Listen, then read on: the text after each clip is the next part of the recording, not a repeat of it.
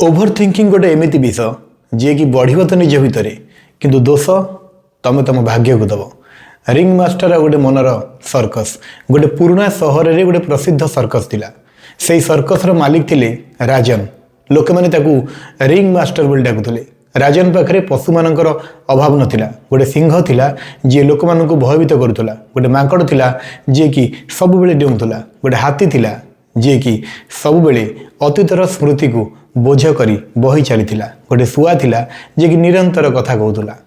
सर्कसटा बाहर बहुत रंगीन देखा जाउथुला, करताली आलोक संगीत, किंतु प्रकृत सर्कस राजन मुंड भितर चलुला।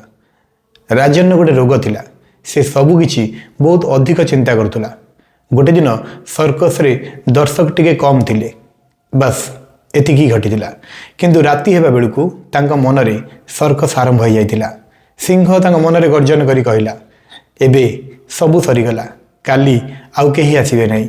हाथी कहिला, तमे मने रखिछ गत वर्ष जितेबेले कम लोक गोटे शो को आसीथिले सेतेबेले तमर केते क्षति हेतिला। बानर भी ता मन भितर डिआंडी आरंभ कला। हुए तो सहर को आउ गोटे नूतन सर्कस आसी जाइछि एवं शुआ बार बार कहूला कि काली कौन हम, काली कौन हम। राजन बिछणे शोइथिला, ता हाथ में मोबाइल फोन थिला, किंतु तार ध्यान अन्य आड़े थिला। ता मनरे एई चारिटी प्राणी निरंतर शब्द करुथिले। ता निद हजि जाउथुला, हृदय अस्थिर थिला, झाड़ बाहरी जाउथुला। परदिन सकाळे राजन क्लांत होई उठिला। ता आखिरे गोटे भय थिला, तार मुह कुंचित देखा जाउथुला। जेतेबेले से सर्कस रे पहुंचिला, जने वृद्ध कलाकार ता पाखक आसिले एवं कहले, मालिक आज तमे रिंग मास्टर परी जमा देखा जाउना। राजन कहिला, मोर सर्कस सरी जीव। वृद्ध व्यक्ति हसिले। से ताकू गोटे दर्पण देखे कहले, सर्कसटा बाहर नुहे, सर्कस तम भितर अच्छी। से कहले, सिंह हेउची तम भय, हाथी माने होउछंती से अतीतर स्मृति गुड़ा, यही मांकड़ माने होउछंती तमर कल्पना, एवं ये जो शुआ सी होउची गोटे स्वर जहाँ बिना कारण रे किछि भी कहि जाए। राजन चुप हो गला।